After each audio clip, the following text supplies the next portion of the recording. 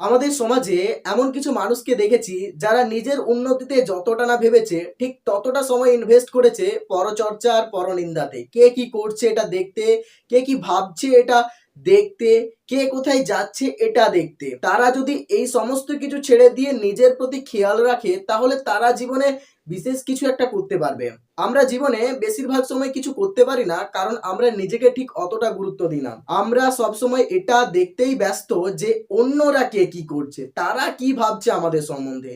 তারা যদি কোনো একটা নেগেটিভ কথা আমাদের সম্বন্ধে বলে তখন আমরা সব থেকে বেশি ডিপ্রেসড হয়ে পড়ি। আর তারা যদি আমাদেরকে একটু প্রশংসা করে তাহলে আমরা তো আনন্দে আত্মহারা হয়ে পড়ি। জীবনের ঠিক এই সময়টাতেই আমরা বেশিরভাগ ছেলেমেয়েরাই জীবনের এক গুরুত্বপূর্ণ জটিল সময়ের মধ্য দিয়ে নিজেদেরকে পার করছি।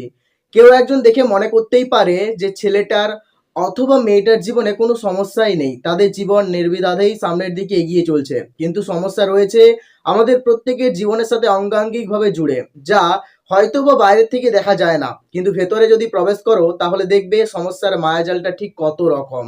আজকের এই সোসাইটিতে যদি তুমি মুখ বুজে থাকো, আজকের সোসাইটিতে যদি তুমি মুখ বন্ধ করে ভাবো যে তোমাকে মানুষ নিরীহ ভাবছে, তাহলে তুমি বোকা।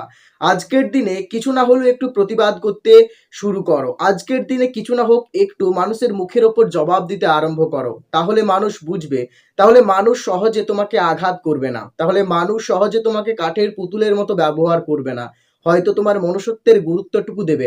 আজকের দিনে মানুষ সেই সমস্ত মানুষকে আর মানুষত্বের গুরুত্ব দেয় না যারা নিরীহ বোবার মতো চুপ করে বসে থাকে। তাই একটু হলেও প্রতিবাদী হতে চেষ্টা করো, তাহলে আজকের এই সোসাইটিতে তোমার টিকে থাকাটা সব থেকে বড় কঠিন হয়ে যাবে। তোমার প্রাপ্য অধিকারটুকু অন্যরা ছিনিয়ে নেবে যতদিন না পর্যন্ত তুমি প্রতিবাদ করছো। তারা মনে করবে তোমাকে দিয়ে তারা সব কাজই করে নেবে। তোমার একটু ভুল হলে তারা তোমার ওপর রাগ দেখাবে। তারা বিনা পয়সায় তোমাকে দিয়ে অনেক কাজ করিয়ে নেবে।